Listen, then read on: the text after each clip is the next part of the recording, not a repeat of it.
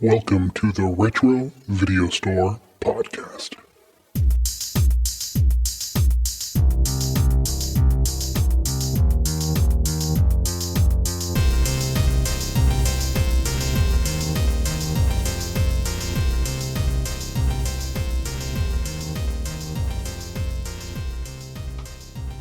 Welcome, everybody, to the Retro Video Store Podcast. I'm your host, Eric. Hi, Eric.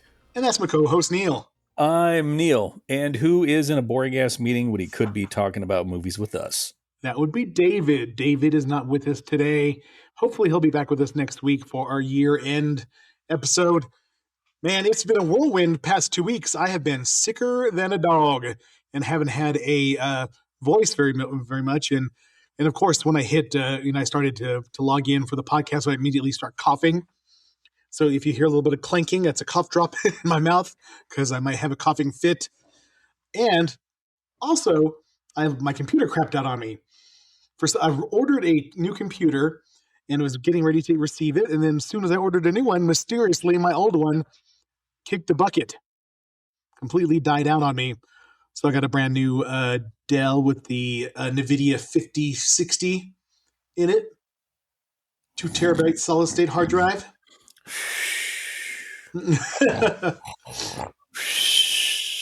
Yeah, so it's a little bit nicer than my old one, but those are nerd terms. But today we're going to get super nerdy. I hope you're ready. Put your glasses on with tape and hike your shorts up high because we're going to get nerdy. Tuck your t-shirts in. Tuck your t-shirts in. Get your pocket protector out. We're going to be talking about a Marvel movie. And we have previously done Iron Man probably about a year or two ago. And today we're going to talk about Iron Man 2 because we have not done too many Marvel films, and I kind of want to touch on them this year. We're not going to do every single one. We're going to skip some of the Thors and some of the other ones that aren't that important, but we'll do a couple this year, kind of focusing on the first phase, maybe the second phase of the old Marvel Cinematic Universe, just because it's already been 15 years. It's been 15 years since this movie came out. So I guess it's a sort of a retro movie. Yep. What's the name of the podcast, Eric? The Retro Video Store Podcast. There we go. Mm-hmm. I knew you could do it. So this week we're going to do Iron Man 2, and next week we're going to do Krampus, and then we're going to take maybe a week break. Even though we just took a 2-week break, we may take a week break just to kind of refuel and figure out the itinerary for next year, what kind of movies and stuff we're going to be doing. But yeah, we took an unintentional break. Thank you for everybody who's been downloading during our 2-week break. Man, there's a big difference when you put out content and you don't put out content. It's pretty bleak. I don't look at the numbers anymore. Really don't. I look occasionally just to see where in the world our 4 listeners are. Just to see if they've gone to some new country, some unexplored land. Yeah, I love to see the international listens. But yeah. People trying to learn English, which my wife says is what they are still. Not too far off. It's been 2 weeks. So Neil, what have you watched in the last 2 weeks? I realized like 2 or 3 days ago that I had not been keeping track of everything I was watching. So one of the last times we talked, man, I was visiting my mom because it's going to be her first holidays alone. So I was out visiting her for Thanksgiving, and we watched all 3 of the we watched episodes 4, 5, and 6, all 3 of the original Star Wars movies. Violent Night, which I love. Now it's one of my holiday classics. Bullet Train, Escape from New York. I watched Prey. I watched The Predator. I watched Predator Badlands with my mom. I watched a show called Osiris, a movie called Osiris, and I watched that in parts. Christmas Vacation, Mickey's Christmas Carol, and then last night I watched the new Knives Out. Ooh, how is it? So it's like 2 hours, and pretty much like the first 50 some odd minutes, it doesn't feel like a Knives Out movie. And then Benoit Blanc shows up, and then it starts to go with that rapid paced Knives Out kind of vibe after that. But the first hour, and I'm not going to ruin it for anybody, but it's someone sort of recounting the events that got Benoit Blanc onto their doorstep. And it's about a priest. It touches some religious tones and a few things about faith and people that have no faith, and or as I like to call them, normal. But I mean, it wasn't bad. Watched tons and tons of series that we've been working on, listened to a butt ton of books just because I'd been traveling so much. And then, God, I started a movie earlier today when I was eating lunch at work. Don't even remember what that was now. And then I watched maybe the first 30 seconds of Welcome to Derry. So that would be top of my list. So I could get some of that watched. Because this Sunday we're heading out to New Mexico for a week for the holidays. And you, I imagine, I'm not even sure what sports are going on right now, so I'm not sure what conferences or playoffs you're watching. I know you're a huge soccer guy. I know you're getting geared up for the World's Cup. Oh yeah, especially that Freedom Award. Wasn't that great? Yes, amazing. You can't get a Nobel Peace Prize. Let's do something to make let's make something the juvenile happy. Yeah, the participation trophy. Yeah, exactly. Oh, look at us talking about politics like a bunch of buffoons. Political content. Yes. I was sick. I'm not even going to let you ask me. I'm just going to go. I did ask you what you were watching. You're so embittered that you weren't following along with it. So I do this weird thing when I'm sick. I'll pause for Neil. I do this weird thing when I'm sick where I watch documentaries. I just binge watch documentaries when I'm sick. And my favorite type of documentary to watch is wrestling biographies. So I watched the biography. I have nothing to say. I'm so shocked at myself. I watched the biography of Mick Foley, which is really good. And I watched the biography of Shawn Michaels, Stone Cold Steve Austin, and Bret the Hitman Hart. When you're laying on the couch and they just keep playing over and go. Like one thing, if you have YouTube Premium, they have the Arts and Entertainment channel, and they have all the full episodes of biography. And if you have YouTube Premium, you don't have the ads, so you can just watch them over. They just kind of just play. Then I watched the Kiss 3-hour documentary on Kiss as well, because when I just lay there, I'm just like, just keep playing. I'll say yes or no, and I watched all that. Does your TV do that? Like, are you still there? Are you? Yes, it is. Are you still watching? And I go, yes. And I continued to watch more and more documentaries. But I did watch a lot of movies. I went to the theater and saw Predator: Badlands. Really, really dug that. I thought it was really good. I enjoyed it. It was not your typical Predator movie in the sense that, it's that macho survivalist kind of thing. It was like from the perspective of the Predator. It was kind of the Yautja. Yeah, it was pretty cool. I liked it. And the special effects were really good. And it did go for that cute angle, that little, that sort of, Baby Yoda kind of thing. But it was good. I liked it. I'd see it again. Then I watched a bunch of just horror movies. I watched Scream 4. It's on Showtime all the time, so I watched Scream 4 a couple times. And then I watched Prometheus again and Alien Covenant again. Just watched a shitload of stuff. But then I'm like, hey, I'm going to watch Welcome to Derry because I'm sick. I'm going to actually have the patience to watch a series. And I'm up all the way through episode 7. I have not watched the season finale. But I will say it's probably one of the best Stephen King adaptations I've ever seen. I really, really like it. I actually think it's better than the 2 movies from 2018 and 2019. It really fleshes out the story of, the background of Pennywise and what happened in 1962 and beforehand. And Bill Skarsgård is fucking nailing it as Pennywise. He's the definitive Pennywise now in my mind. I know I love Tim Curry, but now it's his role now. He owns it. It is really, really good. The special effects are really, really good. Each episode's like an hour and 5 minutes long. But after the first one starts out a little slow, but then it ends in a totally different way than you expect. Then you're like, oh shit. And then it just keeps getting better and better and better and better. And episode 7 was amazing. I laughed. I cried. It was so good. It was really, really good. Like I said, I'm talking to you about it. Like I said, the 4 folks listening haven't been privy to our conversations.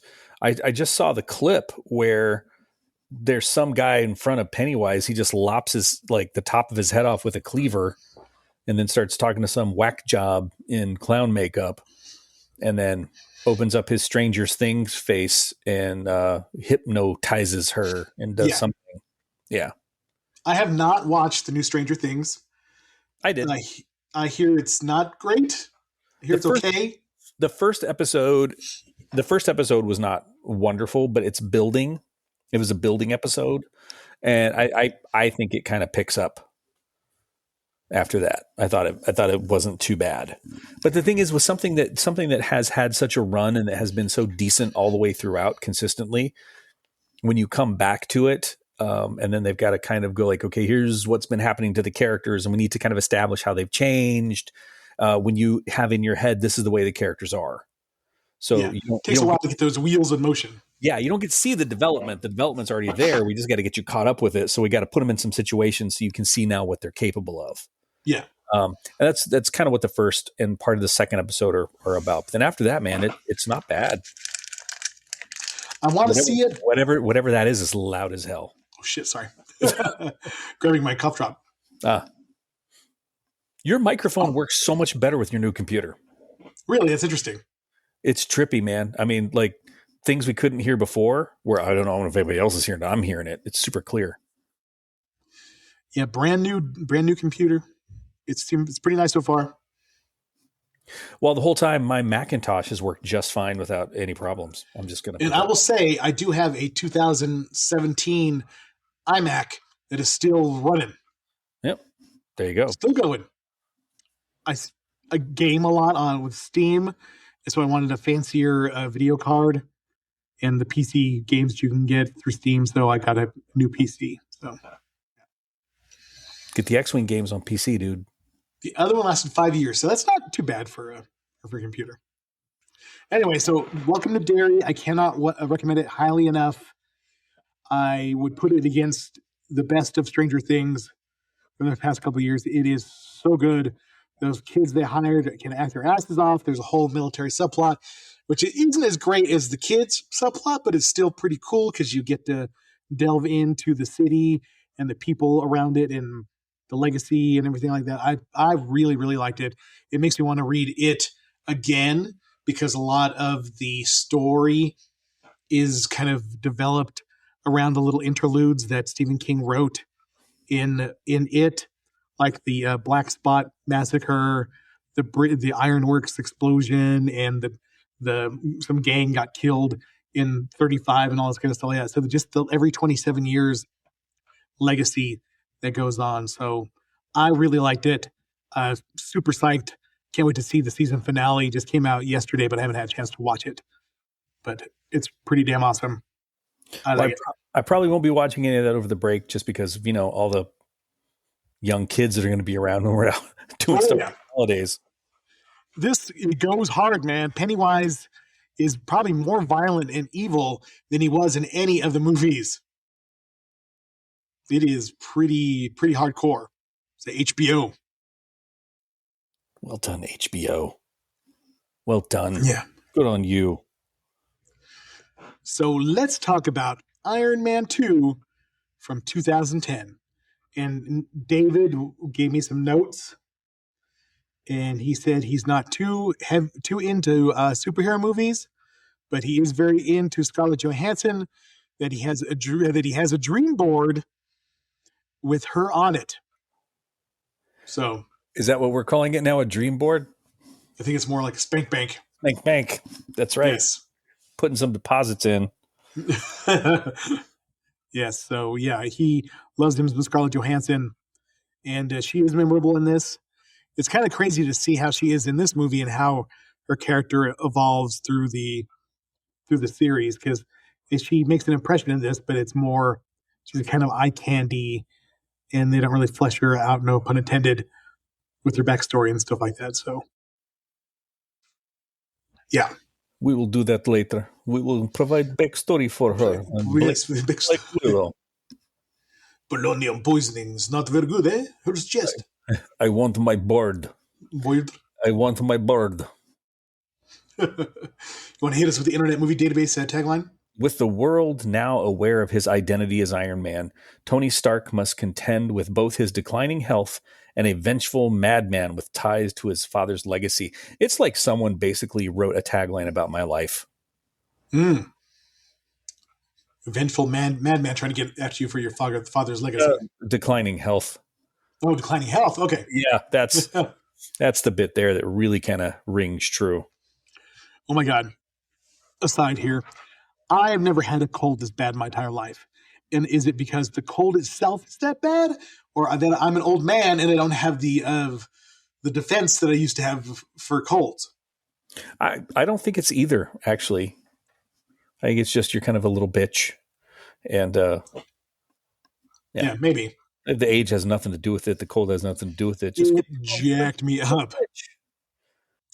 So, directed by Jon Favreau, produced by Kevin Feige and Marvel Studios, screenplay by Justin Theroux, which is kind of interesting. He has a very interesting career as far as he wrote Tropic Thunder, so you got to give him credit for that.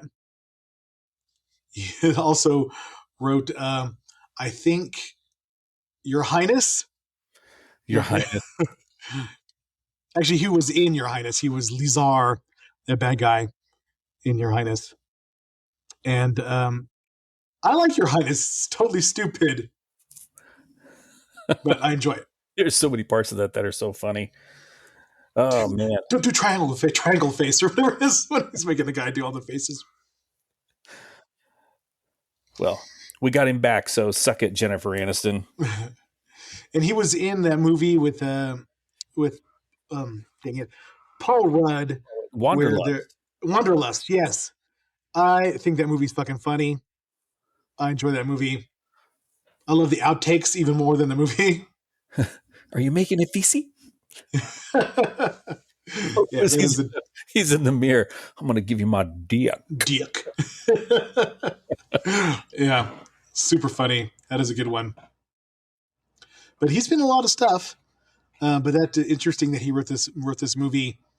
I did include some visual aids for the comic book that traumatized me as a kid, and that this is partially based on Demon in a Bottle, where you get to see Tony Stark deal with his alcoholism, which is way of a bigger deal in the comics.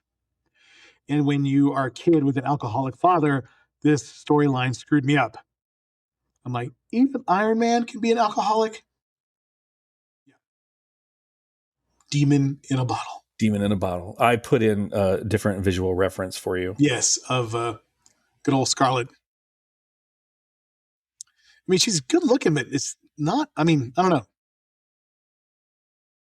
In that movie where she's the alien and killing people. It's a really weird, trippy movie. Oh, yeah. Okay. Yeah. Not a bad movie, but I enjoy this movie. It's one of those movies I've seen probably way more than any other Iron Man movie because it's on FXX all the time. And I wind up watching it every time it's on. I'm just like, okay, Iron Man 2's on. I'm going to watch it. And one thing that I enjoy about it probably more than anything is that it feels just like a standalone comic. I really don't think there's that much overarching like issues with having to tie into all these different storylines and stuff like that. It's just, this is Iron Man's adventure with Justin Hammer and Whiplash. And I kind of enjoyed that. You didn't have that pressure of like every movie being this world-ending, universe-ending kind of situation. You know the thing that got me about Whiplash? He's acting like a maniac. Whiplash! Sorry, if you're not a Metallica fan, you didn't get that joke. I thought it was pretty good. It's the only Whiplash joke I know, but man, I mean, that came at you so fast it could give you. Thank you.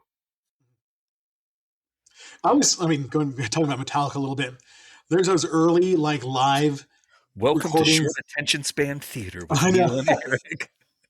There's like those early like live recordings of Metallica, and like James Hetfield is like pissed off at the audience. It's good to see you. He's been with us from the beginning. Who hasn't, right? You bunch of fuckers. He's always like chastising the audience during those live recordings. As long as he's not Paul Stanley, I'm okay with it. I sent it was horrific to listen to. It really was.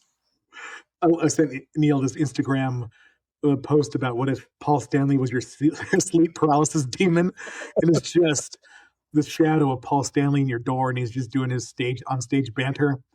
If you want to hear something that will test the limits of the Geneva Convention, is go and Google or go on YouTube and look up Paul Stanley stage banter, and it is hilarious. He is just... And I am officially, I love Kiss. I think they're awesome.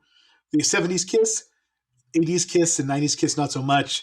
Kiss now, not so much. They're like a parody of their old selves with their big wigs and plastic hair and stuff like that. It's almost as bad as plastic faces, almost as bad as Steven Seagal's plastic hair. You see that one I sent you, that video I sent you of him playing the guitar, like doing a guitar solo? It looks like he's wearing a fucking helmet. It does.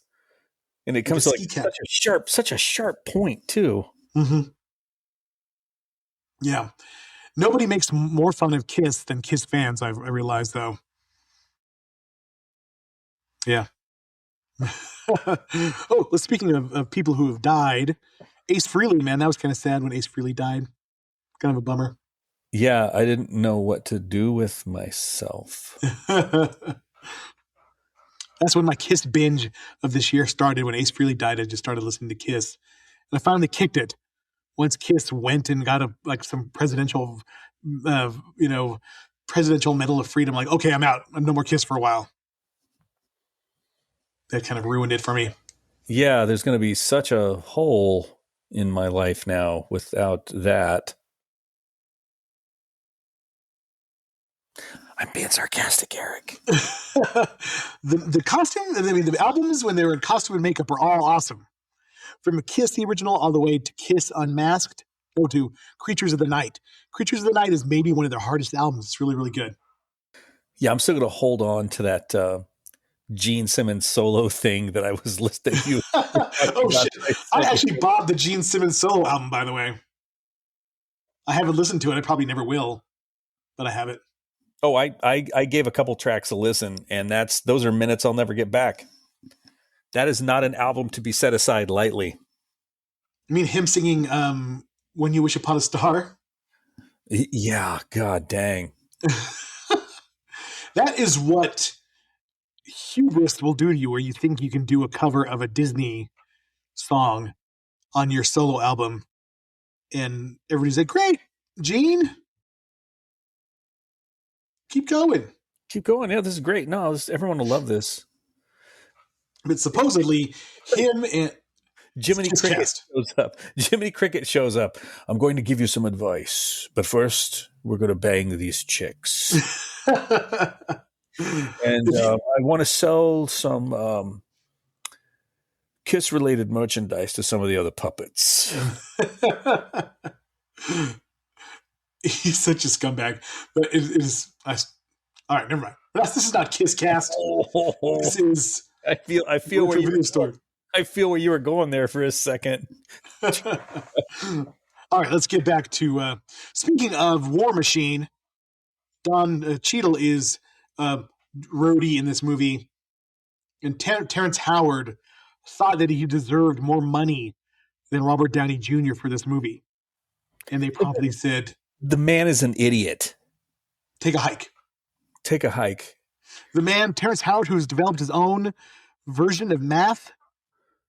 Read about it. That you can Google Terrence Howard and math. He has come up with his own math.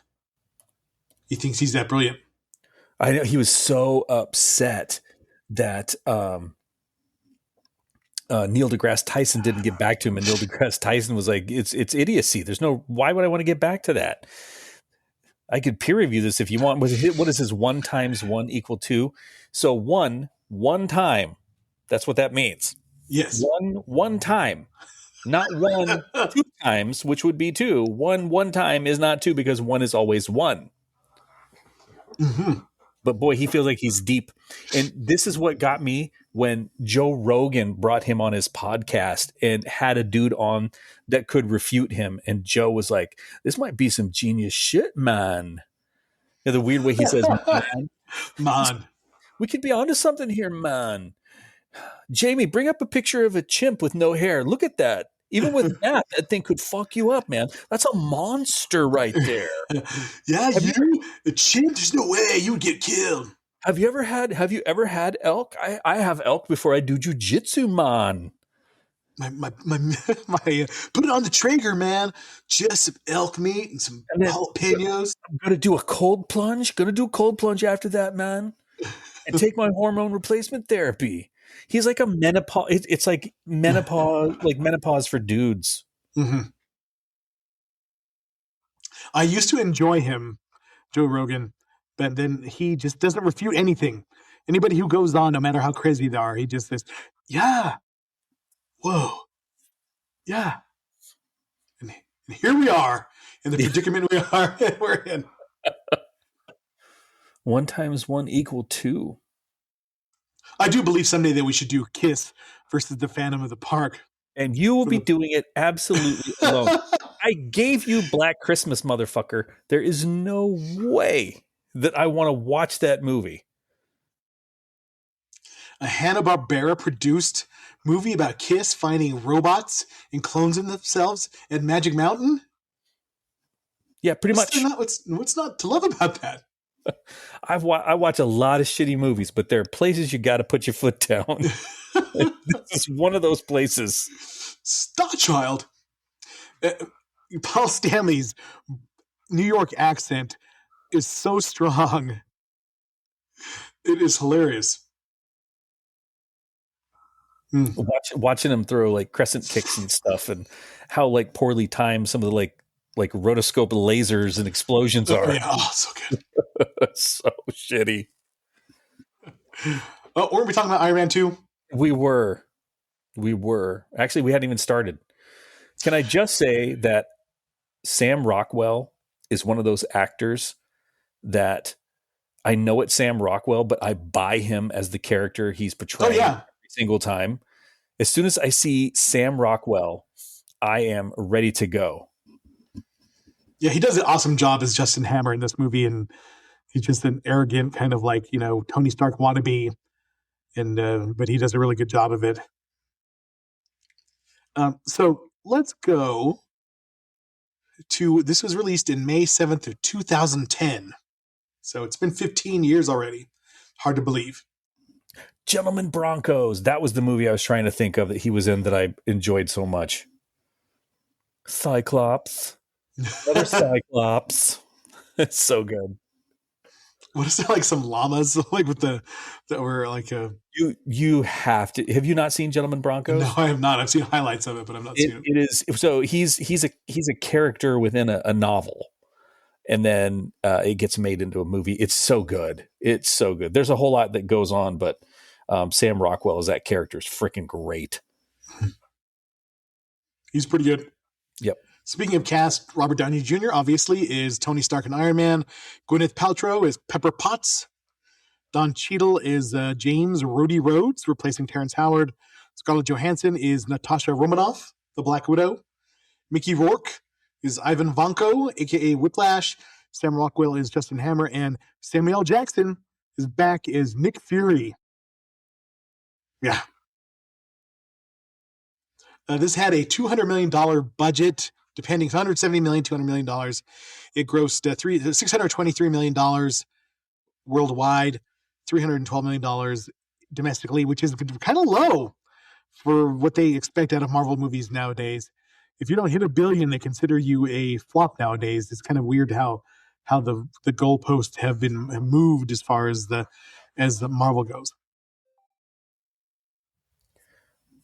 Dude, you're like maxing out volume sometimes when your voice raises it, like it's like frying out in my my headphones. Oh So shit.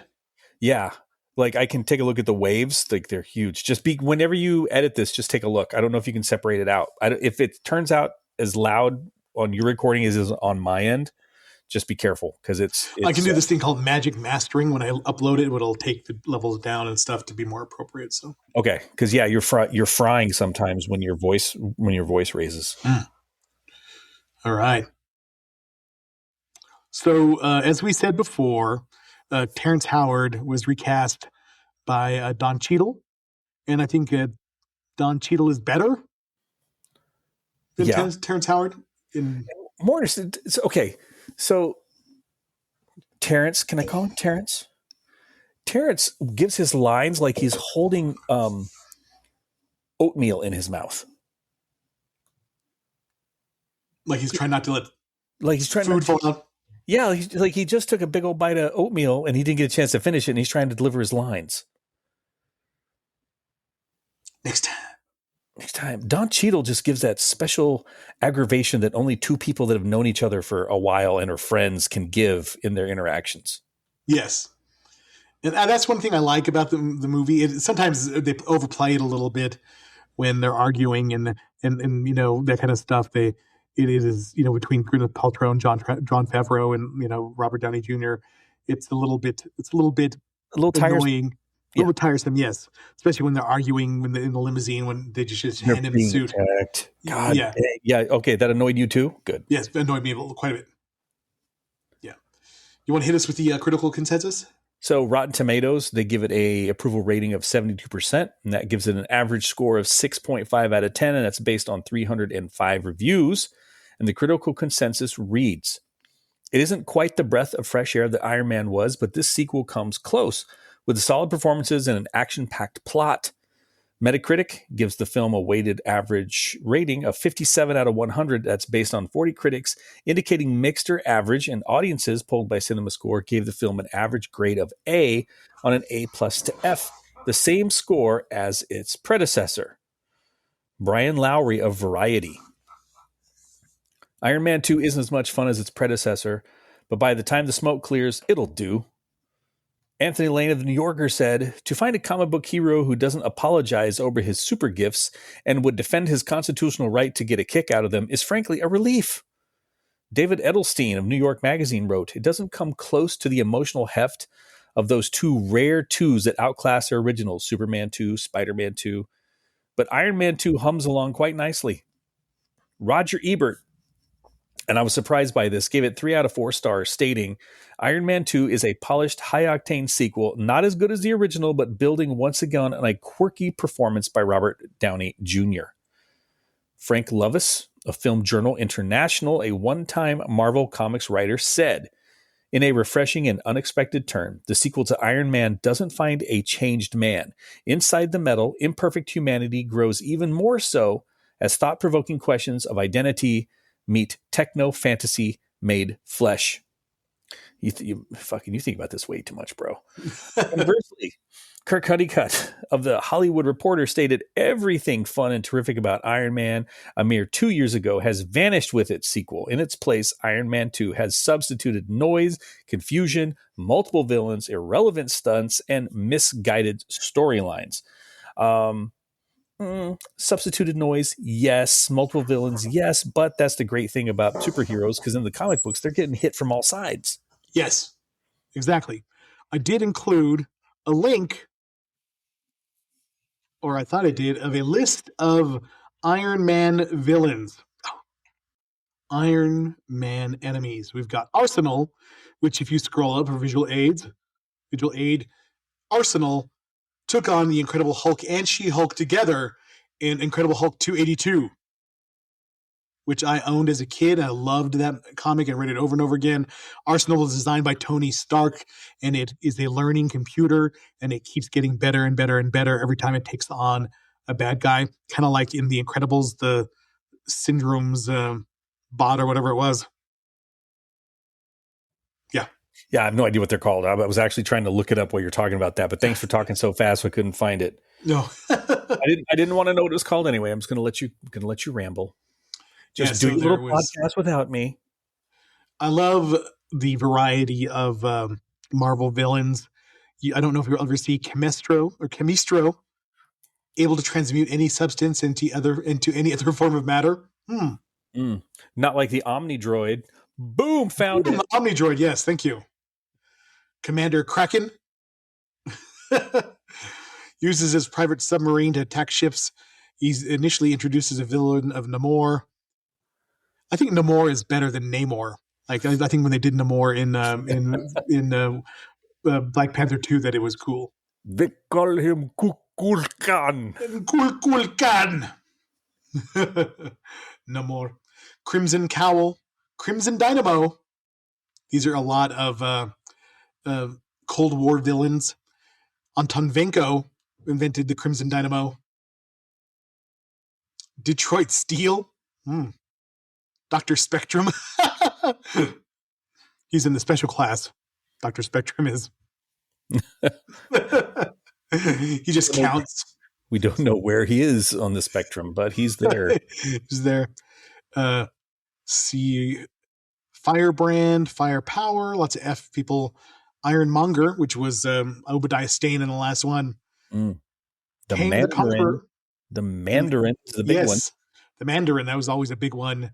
MODOK, Shockwave, the Spymaster, Stiltman, which I always thought was a really lame villain, who was the Daredevil villain as well. The Centurion, Super Adaptoid, Titanium Man, Ultron. Ultron is probably the most famous Iron Man villain. Whiplash, White Dragon, Wong Chu. Those were different days back in 1963. Yes, Iron Man villains. That's what I love. Your hero isn't only as good as its rogues gallery, and that's why Spider-Man is always the superior hero, because he has the best rogues gallery next to Batman. And we had Superior Spider-Man too, if we follow the story arc where Dr. Octopus takes over his body and transfers his consciousness into his ailing body. Yes. That was kind of weird. One of my favorite suits in the new Spider-Man video game. Geek check. So we did the critical consensus. It wasn't as lauded as the original, but still did pretty well critically and at the box office. My favorite parts are just seeing. I always love when a villain's putting his shit together. Seeing Ivan Vanko in his little lab making the kind of Timu arc reactor that he developed to fight Iron Man. Just being super Russian, drinking vodka, eating rye bread with butter, and that's it. Can't keep a drink in his mouth without it drooling all over the place, because God knows if he can feel his lips after all this surgery. Yeah, Mickey Rourke. He looks even worse now.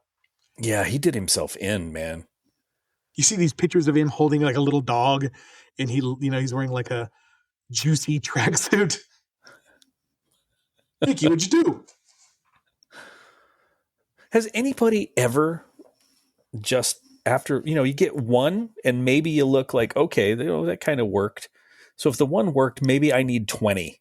Yeah, I think once you get it, it just becomes in your head, I could do better. This one looks good. I'll keep going and going and going and going. And then all of a sudden you look like any number of female Trump cabinet members. You can't emote. Mar-a-Lago face. Yeah. So we see Iron Man. He's got something going on. He's got palladium poisoning. So he's having a crisis of conscience and whether he's going to live or not. And that he's drinking this blue juice all the time to kind of counteract the palladium poisoning, which is... He's got superhero scissor. That's what he's got. Yes, exactly.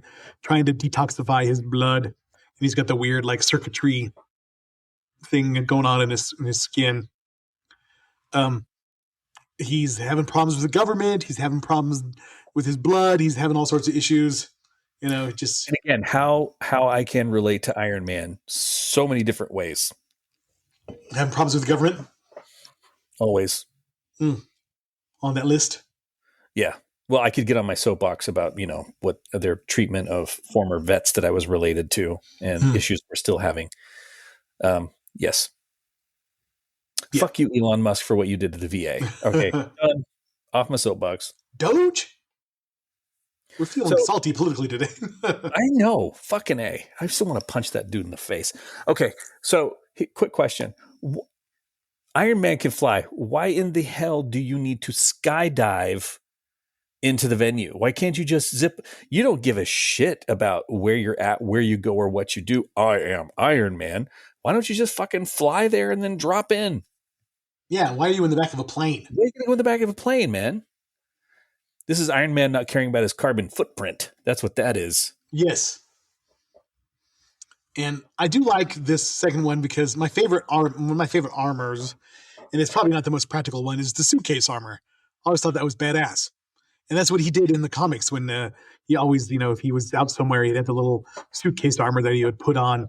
And, I always thought that was cool as shit. And they did a really good representation of that in this movie. Yeah, there's a lot packed into that little tiny case. Yeah. But as the movies get more advanced, his armor gets more advanced. And at the end, it's like he's just hitting a little button on and the nanobots come out, and then he's got a full suit of armor. Don't be jealous. I mean, the Flash pops his suit out of his ring, for God's sake. Who are reading his ring? Yes. He's got a little miniaturized version of his suit in his ring, but it's got unstable molecules or some shit. I forget what it is. It's literally in his ring. I remember that as a kid. It was the answer to all costume-related issues is Reed Richards would give somebody a suit with unstable molecules, and that was the reason that everybody could do whatever, Yeah. Oh yeah, dude. I'm looking at it all over here. I'm looking at it's all over the place. Speaking of which, did you ever watch the new Flash movie with Ezra Miller? No, I did not. Yeah, I just didn't know. I really wanted to see Michael Keaton come back as Batman, but I just couldn't do it. I'll put you a little picture of one of the first instances I remember that you can see in there. There's his ring. Oh yeah, right, and then it pops out. It works. The chemical solution is swelling the costume to life size. Just like the rubber rafts tossed out by Navy planes when crash landing. Mm-hmm. Yeah. So that's where he keeps it. Poor Spider-Man had to walk around with that shit underneath his clothes, getting all sweaty and stank every day. And he'd always have to web his backpack in some alley somewhere. It's New York. Someone found that and he's lost 1 million backpacks. Oh, yeah, I'm sure. Aside here, one of my favorite comics as a kid, where it was an episode with the Black Cat in Spider-Man.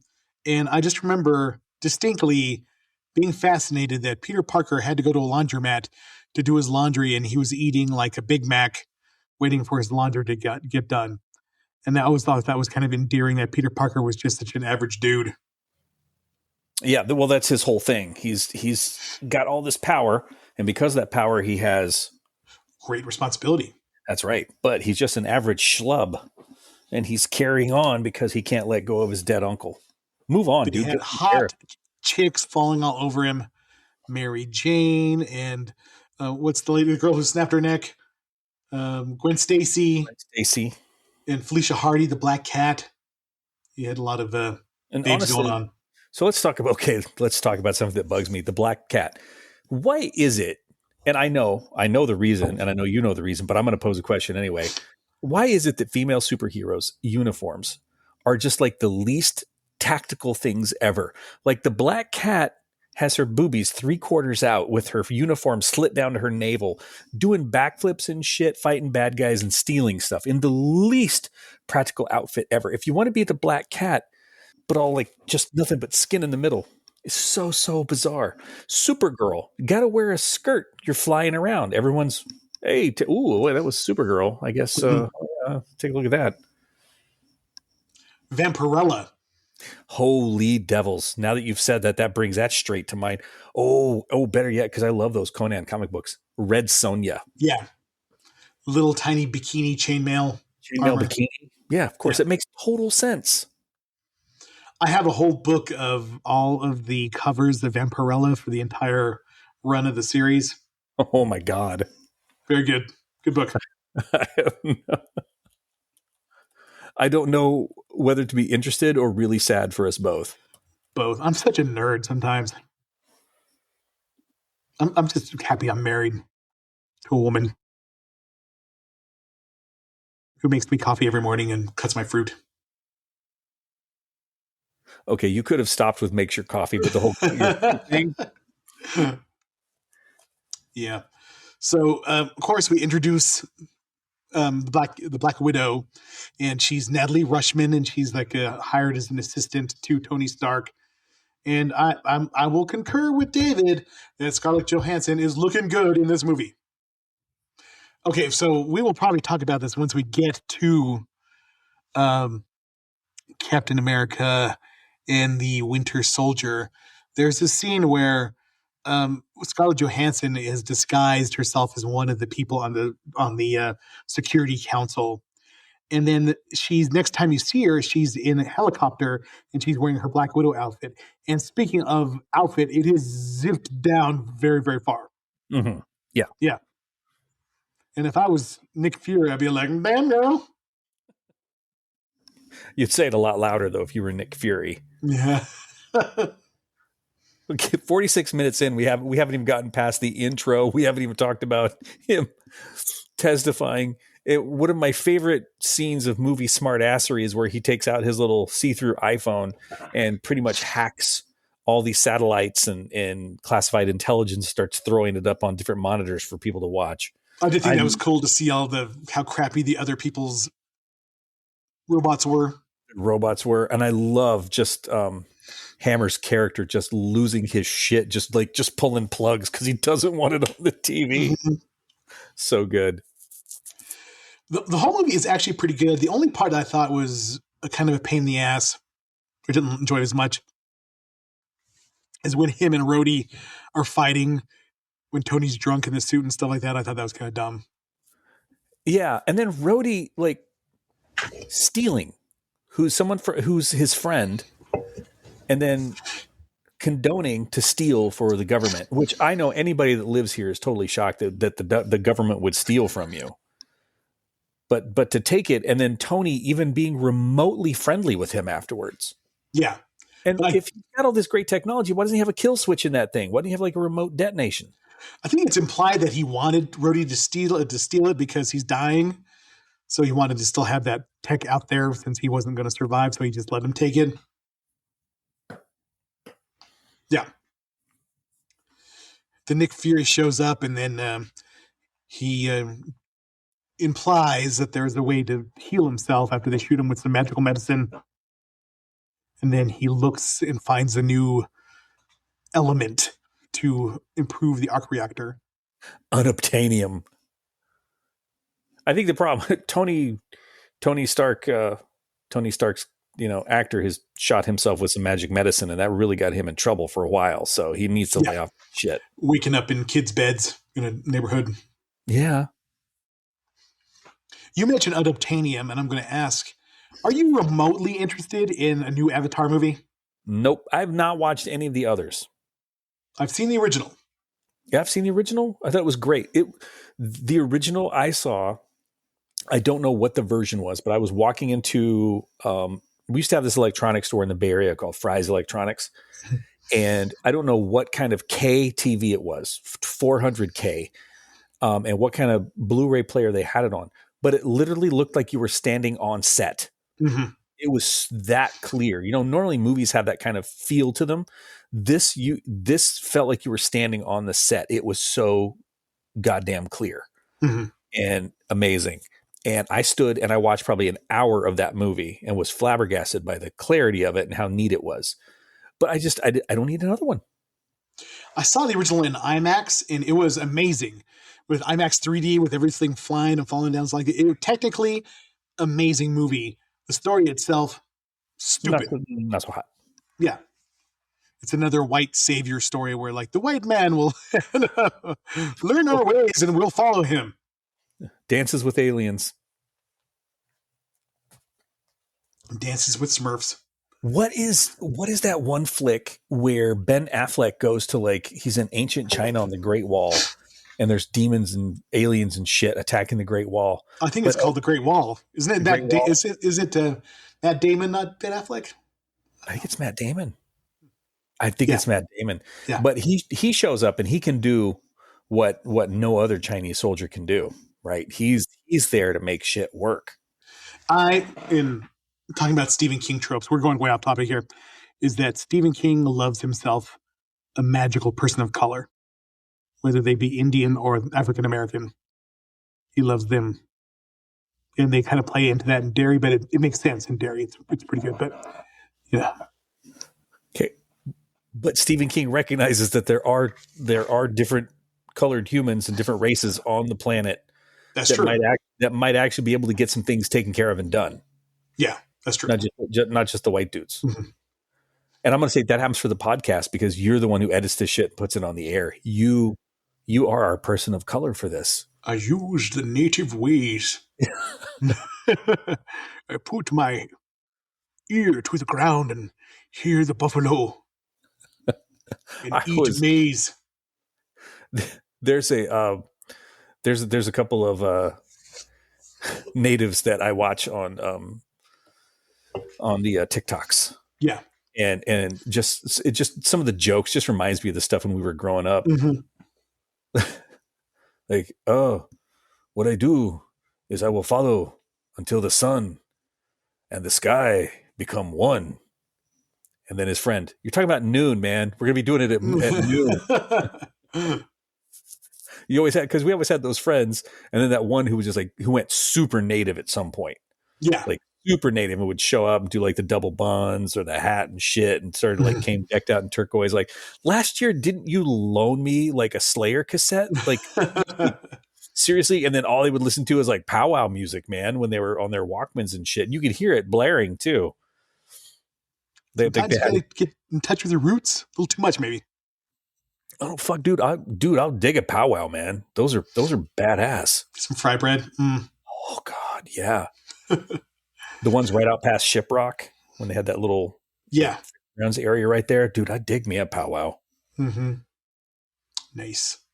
All right. So the best part of the movie is the end of the movie when they take on Whiplash and Whiplash. You know, Ivan Vanko. You've got to take him on at this point because he's acting like a maniac. Whiplash. Yes. And then, you know, everybody, he's got his drones flying around and he takes over Rhodey's suit and, you know, Black Widow has to get his suit back to him and then she's got to go and infiltrate the Hammer Industries and does all her hot looking, throw yourself around and take out giant guys, foo, you know. Dude, I love the freaking luchador move where you go up and you grab somebody with your legs around the head and then you do the twist and the flip. Mm-hmm. If anybody on here has ever watched Mexican wrestling, that has got to be where it came from because I've only ever seen it from luchadors. Yes. Isn't that called an Insaguri or something like that? No clue. I mean, it may have started somewhere else, but dude, watching luchador kind of vibe. So cool. So yeah, everything is fun. You get to see the big climactic battle between Whiplash and Rhodey and I mean War Machine and Iron Man, and they do the little thing where they hit their arc reactors together and they kill Vanko at the end, and then they escape as all the drones blow up and you know Pepper gets rescued and stuff like that. I mean, the movie itself there's not much to it, but it's entertaining. If it's on FXX, I'm gonna watch it. I enjoy it. There's some funny parts. There's some, you know, you can tell a lot of it is improvised by the way they interact with each other and stuff like that because they were basically working on the script as they were shooting it because they had like a really fast shooting schedule and a lot of the stuff wasn't finished yet. Yeah. Well, he's the perfect actor for it. Yeah. And that's when Robert Downey Jr. comes into his own as Iron Man and it makes the character even better. And it's just kind of like the infancy of the MCU as we know it. And of course, at the I love that REM song. It's the MCU as we know it. there was a post-credit scene that Agent Coulson goes to find Monier in New Mexico, and it goes into the first Thor movie. I don't think we're going to do the first Thor movie unless you want to. It's just okay. Mm. It's all right. Sometimes I feel like that after I work out. Like I did legs yesterday. I am so Thor right now. With Thor. I'm very Thor in my legs. I'm Thor. Yes. So let's talk about the release pattern of the MCU. And it's kind of something we take for granted because at the beginning when it started, it was like, oh my God, I can't believe there's an interconnected, storylines between all these people and all these superheroes and stuff like that. And if you read the comics, you were used to that because that's what the comics are. And they would have the little reference like this and this issue. Yeah, exactly. There's all the editor's notes. Son of a bitch, I haven't read that one. I got to go get that one to see what's going on in that one. Yeah. Mm-hmm. So Iron Man, the Incredible Hulk, the one with what's his name? The guy who's been a couple American History X, Edward Norton. It's not bad. I don't think it's not terrible. Him, and when he fights Tim Roth and just basically kills him, and then Tim Roth turns into the Abomination. And then the Abomination shows back up. Yeah, weirdly enough, in like Shang-Chi. Yeah, it's weird. And he's in there. But yeah, that wasn't too bad. I would say out of the Phase 1, Iron Man, the Avengers, Captain America, the first Avenger, which we'll probably do beginning of next year, is pretty dang good. I really like the way they did that one. We'll get into that. I really think the Captain America movies are probably the best out of them. I mean, Winter Soldier is great. Civil War is really, really good. I think they're, where Chris Evans really owned that role. And once Endgame was over, it was kind of tough to capture that magic. And earlier today, I saw a leaked video preview of Doomsday. I'm pretty sure it wasn't AI because it was simple. It wasn't as elaborate as somebody would do with AI. It was kind of a tease. And basically, there's going to supposedly 4 trailers: a Captain America, Steve Rogers oriented trailer teaser, one with Thor, a Thor teaser, then Doctor Doom teaser, and then there's going to be the Doomsday teaser, the big teaser that's coming up, and they're supposed to all be released with Avatar: Fire and Ash this weekend. So hopefully we'll be seeing those pretty soon. I'm not going to go see Avatar to see the Doomsday trailer. Neil makes obscene hand gesture about Fire and Ash. Jake Sully. Yeah, I'm good. But I am excited. I have not been as high on the Marvel movies as of late. I did think that I didn't see Guardians of the Galaxy 3, which I hear is good. I have not seen it. Did not see the Marvels, which I hear is bad. Deadpool and Wolverine is pretty funny. I thought it was entertaining. Captain America: Brave New World, I thought was really good. I don't think you got enough credit for being decent. That one I haven't seen yet. It's pretty good. And again, this is why I need to win the lottery so I can just watch movies. I want to go to the gym. I want to work out. And I want to watch movies. And, I really, I got the artsy fartsy stuff that I do. I'd like to do some of that too. Thunderbolts, I thought was really, really good. I thought it was probably one of the best Marvel movies as of late. Evil Pillow. I thought it was good. I liked it. It was kind of a little depressing. Yeah. At times. I wasn't expecting it to go quite down that road. I was expecting a lot more action and entertainment. I thought it was pretty good. I enjoyed it. Fantastic Four: The First Steps, I thought was really, really good. Mm-hmm. I enjoyed that quite a bit. Really good Galactus in that movie. So this is the next one we're supposed to get. Spider-Man: Brand New Day, July 31st of 2026. I'm down Supposedly, for that. It has the Punisher. Yes, and John Spider-Man. Bernthal. Yep. John Bernthal. supposedly has the Punisher and the Hulk in Spider-Man Brand New Day. I would love to see him have the Daredevil in that too. Yeah, so I'm excited for that. Avengers Doomsday, December 18th, 2026. So almost a year from now. I'm excited for that. And Avengers Secret Wars on December 17th of 2027. So I'm excited for that as well. We can finally maybe bring Venom into the MCU with that In a one. proper way. Yeah. And so we'll see. And I know that they're supposed to reboot the X-Men, but apparently the older cinematic versions of the X-Men are going to be in Secret Wars and Doomsday, so I don't know. Don't know. At this point, there's so much rumor, you don't really know what is real or not and how they're really going to go with it. So I'm interested to see what they do with Robert Downey Jr. as Dr. Doom. Is he just a alternate timeline Tony Stark, or is he really Victor Von Doom from Latveria, the ruler of that tiny country? Yeah, because they keep purposely showing him with the mask off. Yeah. Which annoys me because Dr. Doom was his mask. Dude, was he really ultimately really disgustingly scarred and awful? Or did he have a little tiny scar on his face and he couldn't bear to see it, so that's why he masked up? So I'm interested to see how they do it. I'm on board. The Russo brothers are directing it, and it's written by Michael Waldron and Stephen McFeely, all the people who wrote the really best Marvel movies.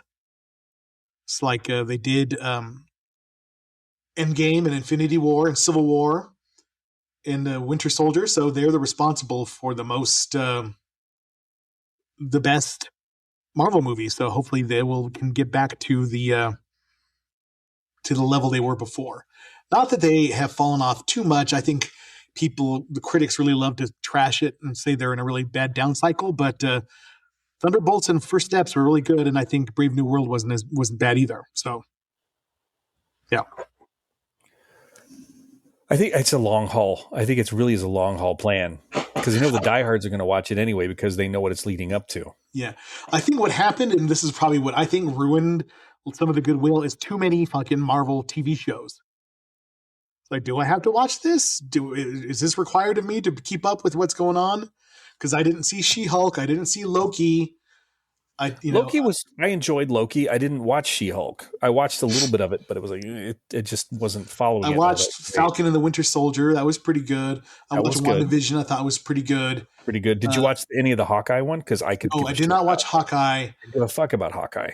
Yeah, and I heard Daredevil. The new Daredevil is pretty good, which I have not seen yet either. Dude, the new Daredevil is good. And did you watch any of the Punisher? No. I want to watch that. And there's supposed to be like a 2-hour Punisher movie with Barenthal in it that's coming to Disney Plus as well. So I'm okay with that because Bernthal comes back as the Punisher in the new Daredevil series.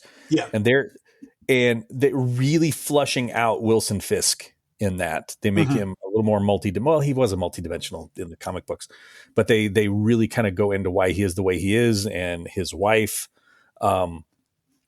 I've definitely checked those out, man, and watch the Punisher. There is a scene where he gets locked in a cell block where the Kingpin thinks he has him, and he just looks down the cell block with these guys that are all paid to kill him and just exhales and then fucking goes to town. There's an old boy on him? There's an old boy on him? He kind of goes old boy, and he's not, he's not bulletproof and indestructible. When he's done, he is not in great shape, but he gets through it. But yeah, nice.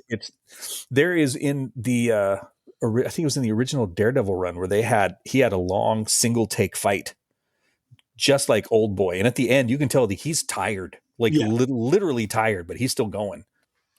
I love the Frank Miller Daredevil, and I know they did a lot of that in the second or third season of Daredevil on Netflix, where Stick is training him, and it's the Hand, and Elektra and all that kind of stuff like that. Those were my favorite as a kid. So speaking of which, I'm going to tell you my top 10 Marvel heroes, and I probably should put Daredevil in there, but I forgot. I wasn't thinking about him by the time I did this. Number 1, Spider-Man. Number 2, Rom, Space Knight. Hopefully for Christmas, I get the Rom compendium of all the original Marvel run in one book. Oh, dude, my wife tried to do that for me, but she got me the new ROM Uh-huh. and not the old ROM. And the new ROM's okay. I wanted the old one. Yeah. There is one you can get on Netflix. Not Netflix, I mean on Amazon, and it's like $60, but it's like all the original. There's 2 volumes. One's like the first 35 issues, and the other one's the next series of all the Nice. original, ROM series. Oh, that was my favorite as a kid. Ghost Rider, number 3, Johnny Blaze, Ghost Rider. Number 4, Wolverine. Number 5, Iron Man. Number 6, The Thing. I used to love Marvel 2-in-1. I know it was always, or Marvel Team Up. It was The Thing and somebody teaming up every week or every month for an episode or issue. I used to love Power Man and Iron Fist. Heroes for Hire. Nightcrawler from the X-Men was number 8. Number 9, Captain America. And number 10, Colossus from the X-Men. Those are my favorite Marvel heroes. Any that you would add, Neil? I would add Crystar the Crystal Warrior. Oh, yeah. I have those toys. I have so many regrets from all the cool shit I had as a kid that I don't have anymore. Like the Crystar, I had every single one of the toys from Crystar the Crystal Warrior. I would love to have those back. I almost, when I had some FU money a couple months ago, I almost bought you a Crystar toy. Maybe I'll go back and get it. Crystar the Crystal Warrior, man. Yeah. I tell you, I had them all. I had a couple Magma dudes. I had Warbow. I can't remember the girl's name. I had her. I had the wizard. I had the half crystal, so damn good. I loved those comic books. Apparently, Glenn Danzig stole the logo from Danzig from a Crystar. Yeah, he did, from Crystar the Crystal Warrior. Yeah. Yeah. And that was actually a really cool cover because of the Crystar art on it. But the first Crystar had kind of like had a sort of painted, illustrated one. It was so badass, that first cover. Still picture that in my head. I would have put Nightcrawler higher if it was my own personal list. Mm-hmm. If it was me. But as far as Marvel goes, I mean, Spider-Man's got to take the number 1 every single time. Yeah. And then Rom and Crystar run and tie for second. Mm-hmm. Ghost Rider, I never got a lot. I liked Ghost Rider, but it wasn't one I went out of my way to go collect. Iron Man, I didn't really dig Iron Man as a kid. It was one I could care less about. I kind of skipped over it. I really liked the jacked up illustrations in Doctor Strange and how he just, everything was like, I'm going to call the eye of a Megnu with the smegma twist. And he knows all this shit. And there's all these different things coming out of his hands and shapes. I just love those as a kid. Like the different little hand gestures that he did. Yeah, and there's all the little shapes, and then the weird things, the shields that he would make, and like the beams that he would shoot out from his hands and stuff. Oh, yeah. See, I thought that was cool. I really dug that. Favorite villains? Number 1, the Dire Wraiths from ROM. Fuck those guys. They were scary. Yeah. The first one are like little white, kind of like ghouly type things, but then the Dark Wraiths are the ones that had the tongues that would drill in the back of your head and steal your that was scary. The Gladiator from the Shi'ar species, who's the guy with the big mohawk that would beat the shit out of everybody. But the only thing that if you broke his confidence, he would get weaker. But he would like beat the shit out of the Hulk and Thor and the Thing and stuff like that, and they would have to figure out a way to make him feel lesser than about himself, and he would finally get weaker. Dr. Doom, the Hobgoblin from Spider-Man. Up until they revealed his secret identity, he was fucking badass. He was just like a jacked up version of the Green Goblin, but he looked cool as shit. Mephisto, who was like the devil character in the Marvel Universe. I thought he was scary because he's always screwing with people, especially the Ghost Rider. He had Johnny Blaze sell his soul and then became the Ghost Rider. The Taskmaster, who was the kind of guy with the skull face who could imitate anybody's fighting ability. The Wendigo, when somebody got hungry and they did cannibalism, they would turn into the Wendigo, a super undefeatable monster that Rom fought and the Hulk fought. Hulk and Sasquatch fought one time in one of my favorite episodes of issues of the Hulk. Keep saying episodes. My favorite issues of the Hulk. Hybrid from Rom. He was like the human wraith child, and he turned into this really scary looking monster with psionic abilities. The Skrulls were always scary in Fantastic Four, and Terrax the Destroyer, who was the Herald of Galactus. Those are my favorites. What about, do you remember Annihilus? Yes, he was also a Fantastic Four villain and looked cool as hell. Yeah, I thought he looked really good. Yeah, that was a really good design. I think I've kind of located the issue is that we haven't sat down and talked about shit like this in almost 2 weeks. So we've gotten on the podcast and done fuck all with the movie and just bullshitted the whole time. We should have made the time to chat instead of trying to fuck up each other's algorithms over text messaging. Yes, that's true. But you sent me a little bit then. You sent me that one guy who sings so shitty, and part of me was laughing. I'm like, fucker, he's all over mine. I love this dude. He's so mad. Which one was it? I can't remember which. He's the older guy. Oh, okay. Yeah. And like, I'm going to sing Jingle Bells for you. and he just straight up sings Jingle Bells. It's so great. All right. Well, thanks for putting up with our the Indian dude. You are from England. E is for England. Love him.